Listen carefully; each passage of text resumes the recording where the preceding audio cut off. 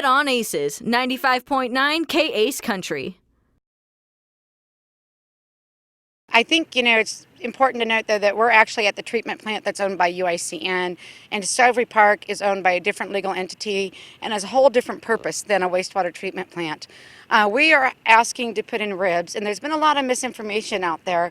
There have been people that have compared ribs to injection wells. There have been people that have compared a state-of-the-art treatment plant to a septic tank. And I think it's important to note some of those differences when we evaluate this as a community is what's best for us. Ribs are receiving treated effluent. For instance, in a wastewater treatment plant 3, we treat to about 95% of removal of nitrates, whereas individual septic systems can only treat up to 50%. So that's a real difference, is that what comes out of the almost 20,000 septic tanks in Pahrump is not treated, whereas this is a state-of-the-art treatment facility. What is the benefit of a rib system, and what is a rib? So a rib is, to the naked eye would look a lot like a pond. However, it's especially constructed so that it has layers of additional filtration. So even though everything's been filtered out, it's clear, we have high quality. UICN Plant 3 has never received a notice of violation. So the proposed rapid infiltration basins, sometimes called RIBs, have been approved by the Nevada Division of Environmental Protection.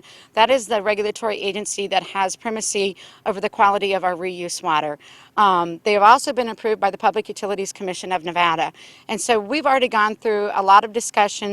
NDEP is very happy. We treat to a Category B, which is unusual for ribs.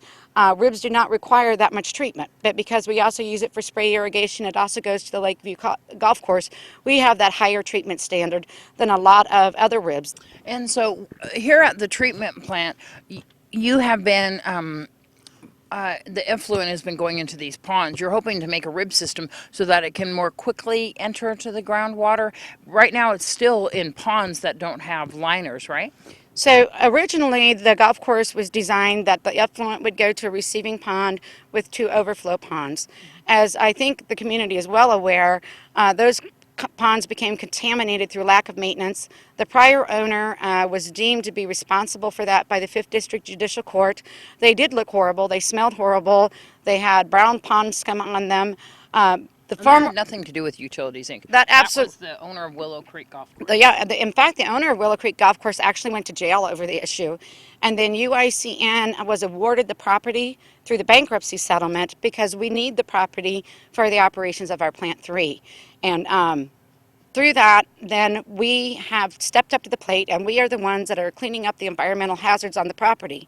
And where the proposed ribs will go are where the current overflows ponds are now. So those will be abandoned and ribs built in those same locations that have always received the water.